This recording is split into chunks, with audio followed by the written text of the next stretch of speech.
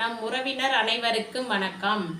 நான் திருச்சியில் கே நகரில் வசிக்கிறேன். இன்றைய தலைப்பு அண்ணலும் நோக்கினான் அவளும் நோக்கினாள். இந்த கதையின் மூலம் நாம் காண இருப்பது சீதையும் ராமனும் முதலில் எப்படி சந்தித்தார்கள் என்பது பற்றி. விஸ்வாமித்திரர், ராமர், லட்சுமணன் மூவரும் மதிலையை நோக்கி நடந்து சென்றனர். அங்கு மதில் மேல் இருக்கும் கொடிகள் அசைந்து கொண்டு இருந்தது. அங்கு அசைந்து கொண்டிருந்த கொடிகள் தெய்வ மகளாகிய சீதையை திருமணம் செய்து கொண்டு போ என்று அழைப்பது போல் அசைந்தாடின.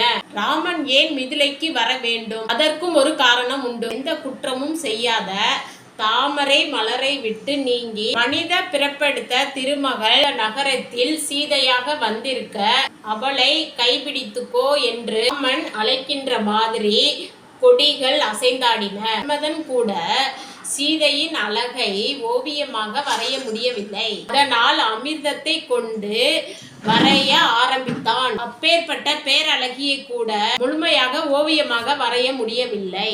மன்மதன் திகைத்து போய்விட்டான். அப்பேற்பட்ட பேரழகிதான் சீதை. மூவரும் மதிலைக்குள் நுழைந்தனர். தெருவில் இசை மேலதாளங்கள் மத்தளங்கள் முழங்கின. ஒல்லியான இடையை கொண்ட பெண்கள் பலர் அங்கே நடனமாடினர். அனைவரும் ஆடி பாடி மகிழ்ந்திருந்தனர். ராமர் யாரையும் நிமிர்ந்து கூட பார்க்கவில்லை. அரண்மனை கன்னி மாடத்தில் சீதை நிற்கின்றார். சீதையை பார்த்த மனிதர்கள் எல்லாம் அடடா, தேவர்களைப் போல விழி இருந்தால் பார்த்துக்கொண்டே இருக்கலாம் என்று ஏங்கினார்கள். இதை போல தேவர்கள் எல்லாம் நமக்கு 2 கண்கள் போதாது, 7-8 கண்கள் இருந்தால் சீதையின் அழகை ரசிக்கலாமே என்று ஏங்கினர்.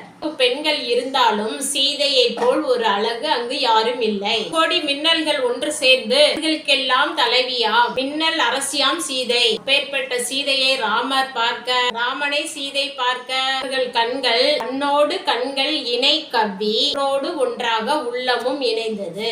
ஒருவர் மனதில் ஒருவர் குடிகொண்டு விட்டனர். காதல் வயப்பட்டு நிலை தடுமாறி நின்றனர். இதைத்தான் கம்பர் அண்ணலும் நோக்கினான் அவளும் நோக்கினாள் என்று கூறுகிறார். ராம ராம ஜெய ராஜா ராம்.